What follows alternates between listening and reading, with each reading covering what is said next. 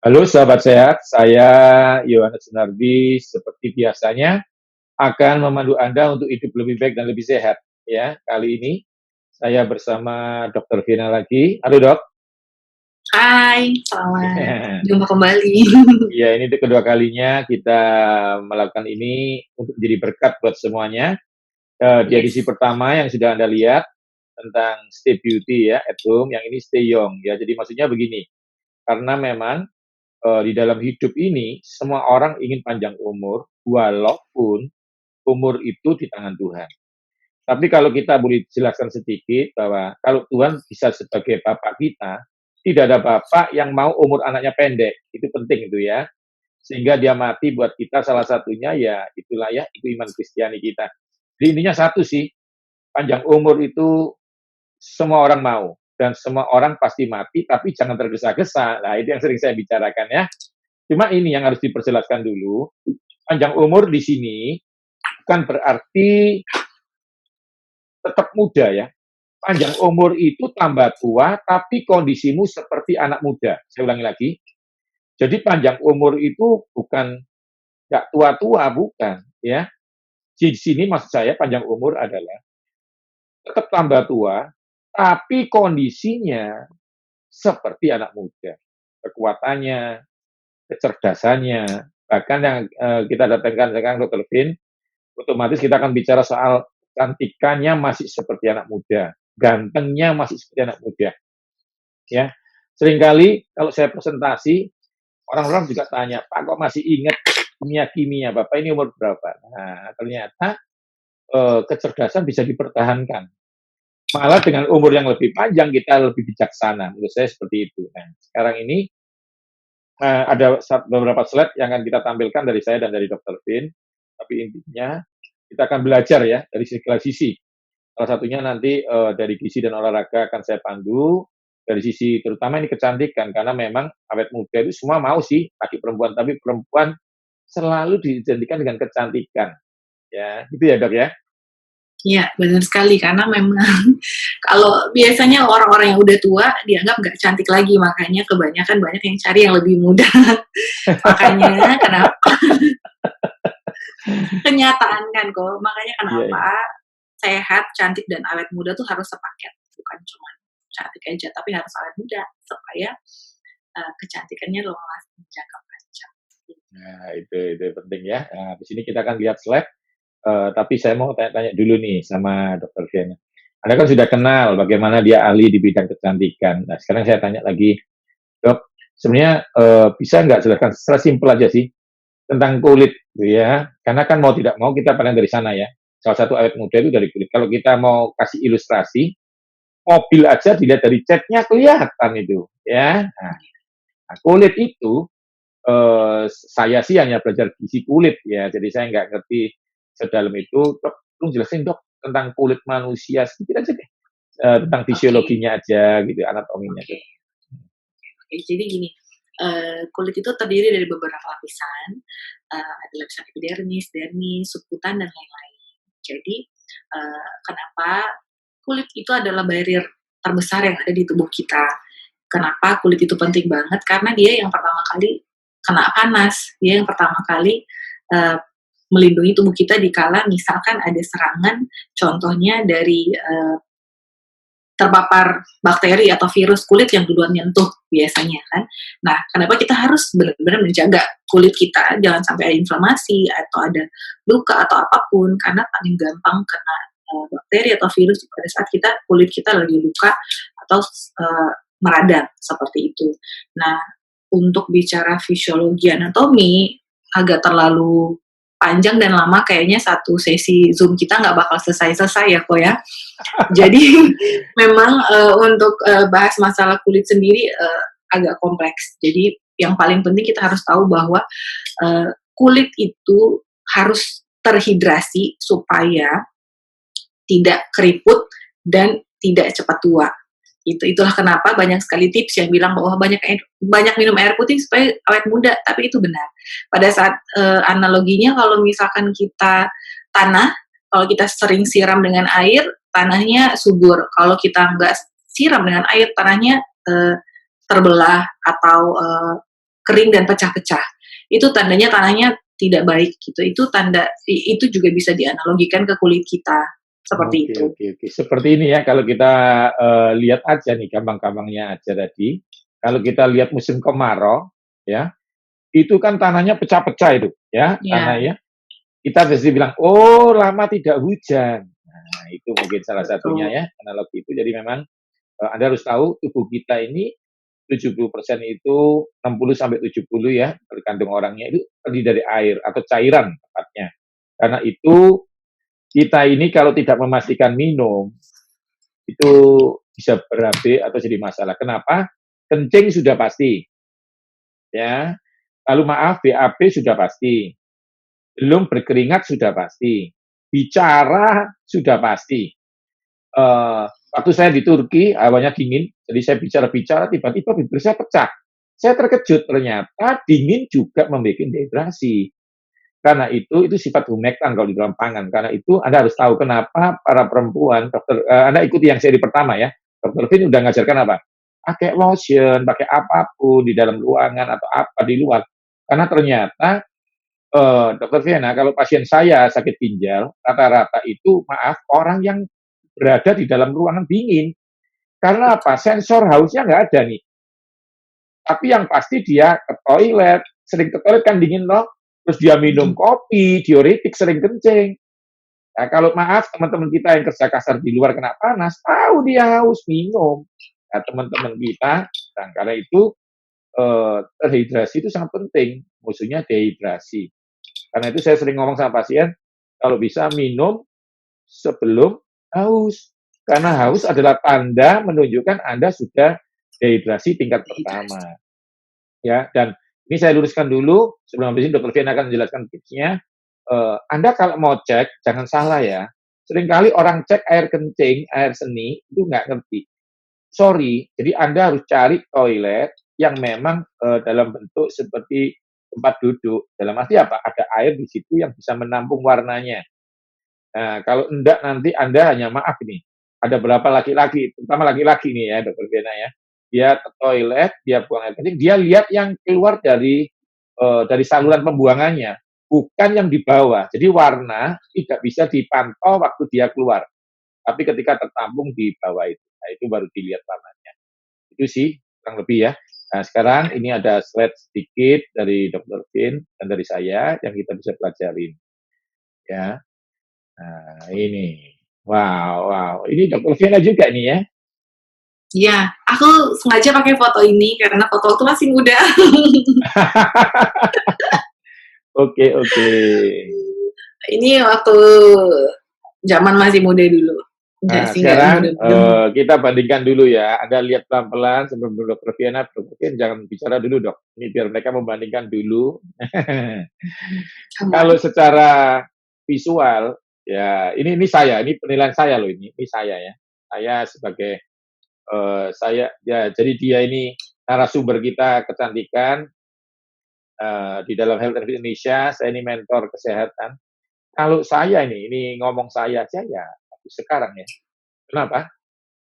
Karena ternyata kecantikan di masa muda ketika dirawat itu kalau kita bicara buah itu tambah matang begitu ya, ya dok ya.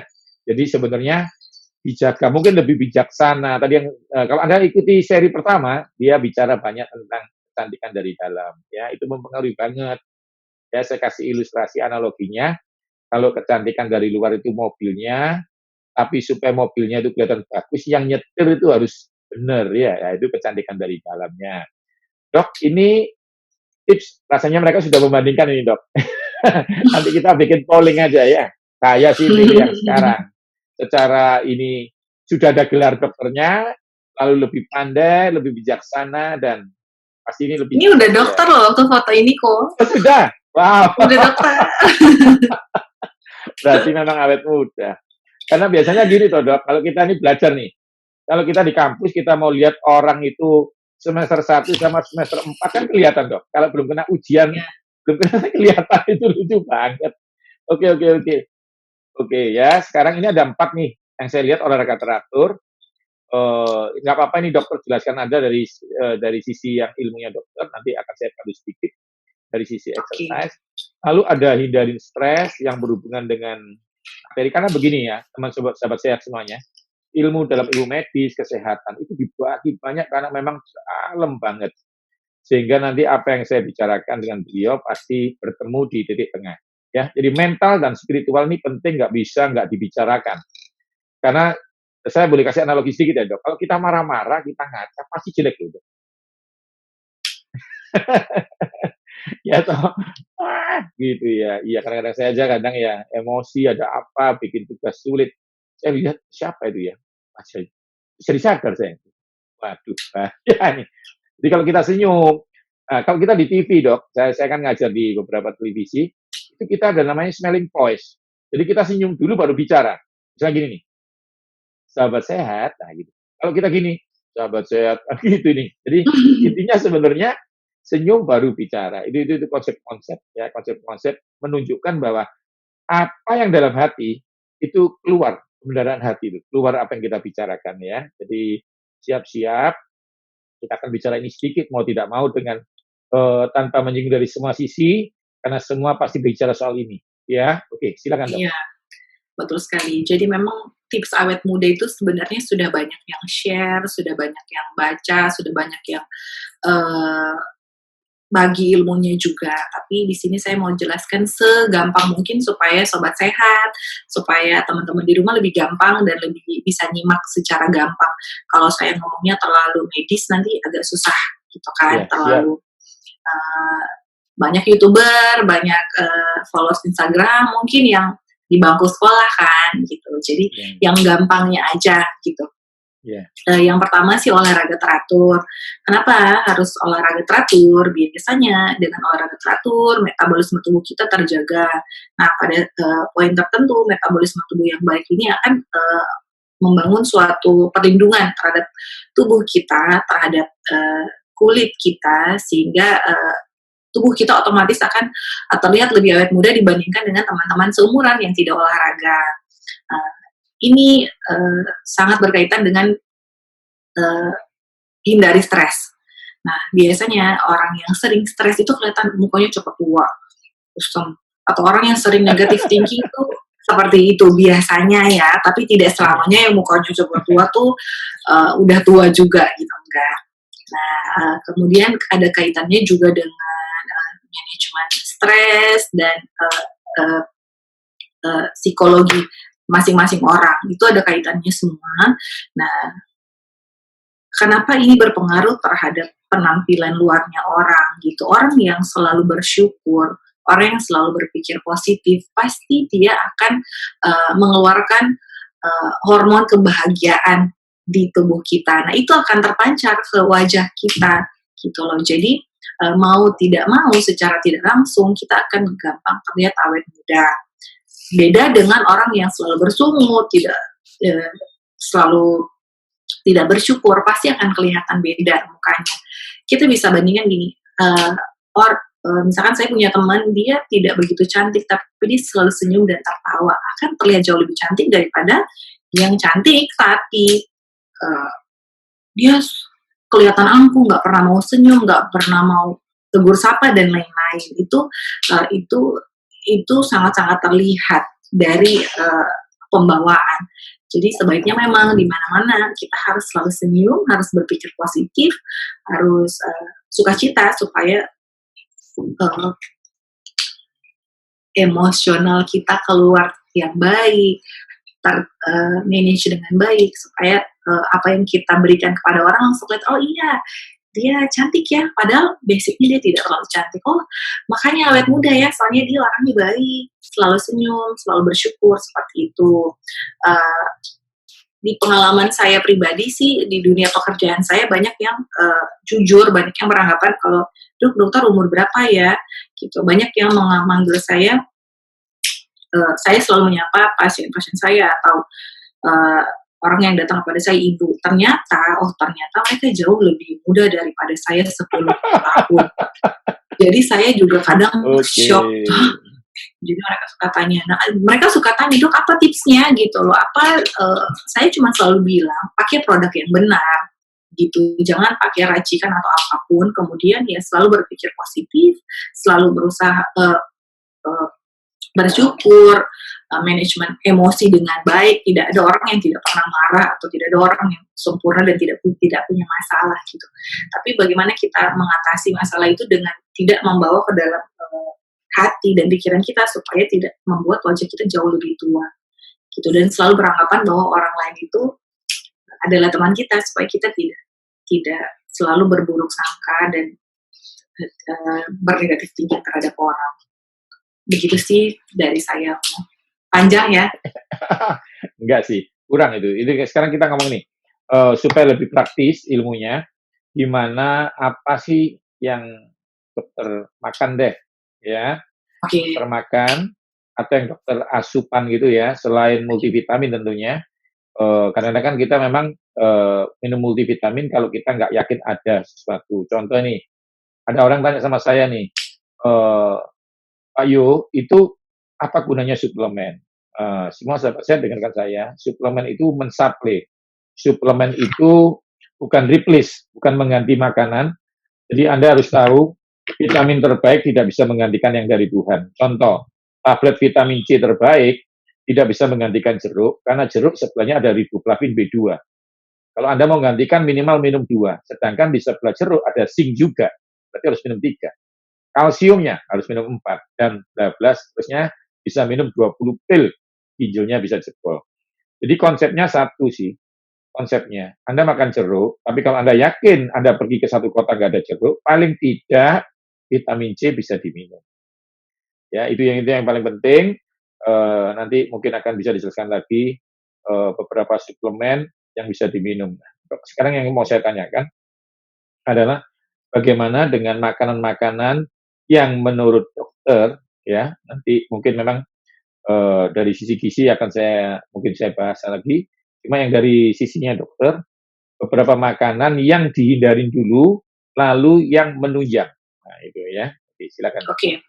Kalau beberapa makanan yang memang perlu dihindari, apalagi pada pasien atau pada kita yang usianya di atas 30, 40, bahkan 50 tahun. Nah, kalau saya pribadi sih menghindari jeroan. Jeroan tuh musuh dari segala umur sebenarnya, cuman di atas 30 lah sudah boleh membatasi. Kalaupun memang pengen banget 1 potong, 2 potong, ya udah tidak masalah gitu. Tapi kalau boleh sangat-sangat dibersihin, kemudian produk olahan yang manis gitu dihindarin, kemudian produk olahan tepung itu juga nggak begitu baik, karena sekarang saya banyak beberapa pasien yang keluhannya alergi, apalagi anak-anak. Itu ternyata banyak terpapar dengan gula dan tepung. Gluten seperti gitu ya? Olahan tepung. Kemudian juga produk olahan yang diawetkan itu juga nggak terlalu baik untuk dikonsumsi, kecuali tidak punya pilihan, ya udah nggak apa-apa daripada nggak makan sama sekali. Terus kayak mie instan gitu juga nggak terlalu baik. Kalau dulu saya pernah ikut waktu masih kuliah, ada dokter ahli jantung. Jadi dok, gimana dok? Kita kan pengen banget tuh makan dari uapnya aja sudah pengen banget tuh, gimana dok? Ya udahlah, boleh sebulan sekali. Terus dia bilang, saya juga sebulan sekali soalnya. Kadang kita namanya manusia untuk memenuhi hasrat itu kan kayak, aduh pengen banget gitu. Gak apa-apa, yang penting sebulan sekali, dan yang paling penting adalah banyak minum air putih gitu. Karena kan biasanya banyak yang SG-nya kalau kayak gitu kan, haus dan lain-lain, harus tetap banyak minum air putih. Nah, yang itu yang dihindari, dan yang yang kita wajib konsumsi kalau bisa adalah sayur dan buah-buahan itu sudah paten. Kemudian air putih juga harus banyak. Kalau saya sendiri sih sering makan oats ya, karena bagus ya kok buat kolesterol. Kemudian juga ya suplemen itu untuk melengkapi, tapi yang paling penting makan buah sih. Gitu ya. Dan sayuran. Nah, sayuran kan ada banyak macam kok, ada yang hijau, ada yang merah, orange, dan lain sebagainya. Untuk kandungan gizinya mungkin kok lebih tahu gitu, karena kita kan orang Indonesia makan pagi sehari 3 kali. Nah, kalau menurut saya, kemarin dulu saya pernah bikin salah satu tulisan di koran dulu, tips diet cara saya, menurut saya sih sebaiknya makan sering tapi sedikit. Itu jauh lebih baik daripada kita makan jarang tapi suatu kali banyak gitu. Sangat baik untuk diet dan juga untuk orang yang sakit mah gitu. Nggak takut sakit mah tapi badannya juga terjaga. Seperti itu sih. Oke.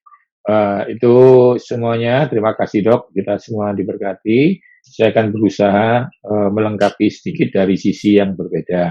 Jadi intinya begini semua sahabat sehat ya. Konsep diet itu sebenarnya mengatur pola makan, bukan tidak makan. Nah, diatur bagaimana caranya, ya yang harus dimasukkan, yang jangan-jangan. Saya kasih analogi, kalau Anda sepeda motor harusnya isi bensin, walaupun hari ini solar gratis, Anda tidak boleh masukkan itu. Nah, itu konsep yang benar. Jadi, Anda yang pertama, awasi dirimu sendiri. Siapa Anda? Gitu ya. Kalau memang Anda perempuan, Anda kan nggak butuh cuma hidup, tapi Anda butuh cantik, langsing. Karena tadi yang dibicarakan dokter selalu, Anda harus pilih produk yang bagus. Maksudnya apa? Produk-produk yang sesuai dengan Anda. Ya. Tadi dikatakan air, karena memang air sangat penting sekali.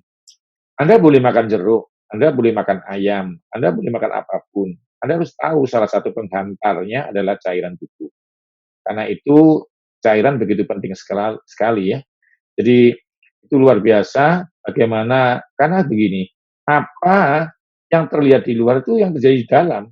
Kalau Anda mobil diisi bensin bagus sama bensin jelek, beda larinya. Jadi figur yang tertampak di luar, raut wajah Anda, ini belum saya bicara fungsional ya, bagaimana mata Anda bisa melihat dengan baik, lalu bagaimana kaki Anda bisa berjalan tanpa nyeri. Semuanya harus dijalani. Saya kasih analogi lagi. Ada orang isi bensin terbaik, tapi dia lupa isi minyak rem. Akhirnya nabrak. Ada orang isi minyak rem bagus, bensin bagus, kenapa nggak jalan? Rodanya lupa diisi angin. Jadi konsepnya Anda harus makan untuk kebutuhan. Nah, selama tadi memang dibicarakan karena beliau adalah spesialis kulit, selalu yang berhubungan dengan kulit. Sekarang saya akan bahas dari sisi yang lainnya, supaya awet mudanya genap, ya. Setelah cantiknya sehat, kulitnya bagus, cerah, dan tampak awet muda, saya sekarang akan bicarakan dari gula. Tadi dikatakan tidak minum terlalu manis. Nah, itu yang berhubungan dengan gula. Jadi konsepnya kalau tidak minum manis kan kita bisa lemas nih, lever. Nah, Anda minum manis tapi siang. Supaya ketika Anda minum manis siang, Anda dipakai gulanya sehingga tidak menumpuk, tidak jadi triglycerid dan jadi naik. Nah, jeroan dari tadi dikatakan tidak boleh itu karena begini, sahabat sehat. Walaupun ada studi, ada vitamin zat besi di hati, sebenarnya studi terakhir tenderloin dagingnya itu jumlahnya lebih pure, gitu ya. Jadi Anda mau yang pure atau yang tidak. Karena jeroan sifatnya saringan, contohnya ginjal saring, hati menyaring toksin. Jadi sebenarnya ketika kalau saya kasih analogi ya, Anda nyaring teh, maka di dalam saringan tetap ada tehnya, tapi itu bukan untuk diminum.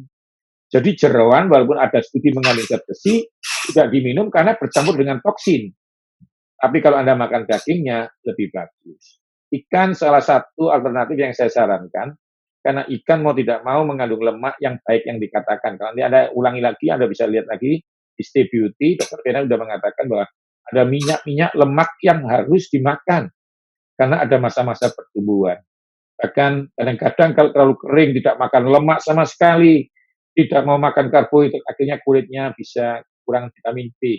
Dan ciri-cirinya biasanya nanti kita akan tanya dokter ya, itu kalau ditarik garis pakai kuku putih warnanya. Nah, itu secara gizi saya kekurangan vitamin B, yaitu kurang riboflavin B2.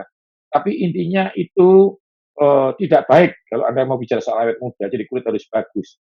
Nah, ini sedikit yang akan saya tunjukkan. Oke, jadi yang pertama paling tidak jangan telat makan lah, ya, jangan telat makan minum. Jadi dikatakan dokter apa? Ya kalau nggak ada harus makan gitu. Tapi kan ya jangan cari perkara, cari di tempat yang bagus tutup, Anda cari yang jelek buka, itu kan mencari perkara. Paling tidak jangan telat. Saya kasih analogi ya.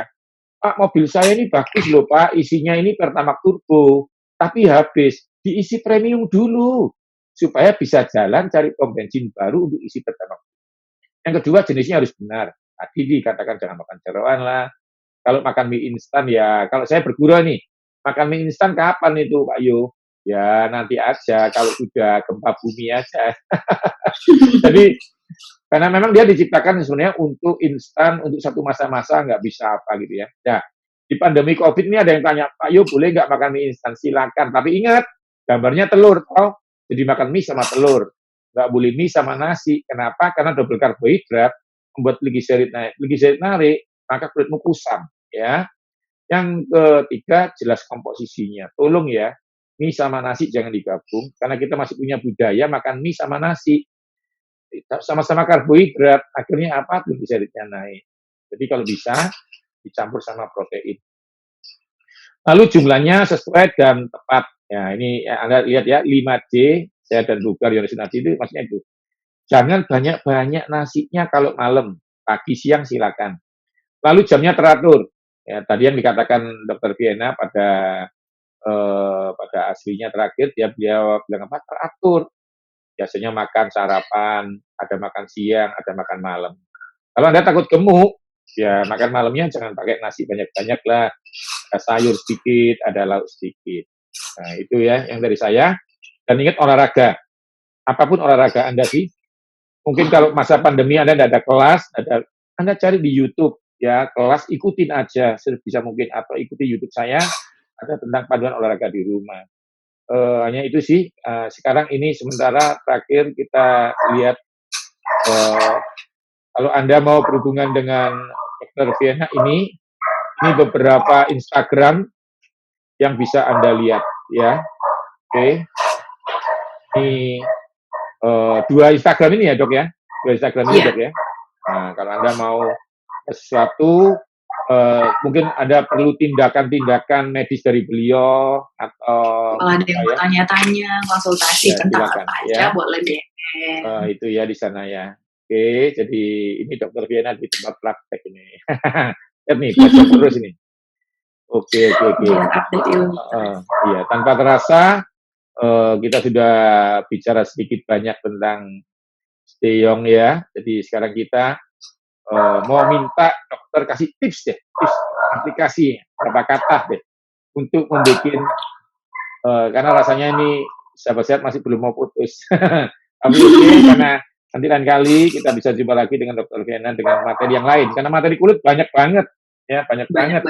Karena biasanya berhubungan dengan banyak hal. Ya, ini tadi kan cuma masalah kecantikan yang seri pertama dan seri Steyong. Masih ada banyak lagi. Kita mau lebih tajam lagi bahas tentang bagaimana teknik-teknik kecantikan yang lainnya ya, termasuk menata. Oke, Dok, silakan. Oke, terima kasih. Sesi yang sebelumnya kita sudah bahas tentang stay health, kemudian yang sekarang tentang stay young. Intinya menurut saya adalah tetap jaga kesehatan, tetap jaga rutinitas skincare, tidak ada yang beda sebelum atau sesudah pandemi, karena tetap kulit kita tetap butuh asupan juga seperti tubuh kita membutuhkan makanan. Banyak minum air putih, tidur yang cukup itu penting banget untuk tubuh kita, dan jangan stres. Dan yang paling terakhir selalu bersyukur. Itu aja sih dari saya. Oke, terima kasih semuanya. Anda sudah menonton YouTube ini dan jadi berkat ya. Kami bersyukur kalau saya dengan Dr. Vienna bisa menjadi berkat. Pastikan Anda tetap jaga kesehatan, berdoa, dan jangan stres, itu yang paling penting. Oke, salam sehat dari kami. Terima kasih.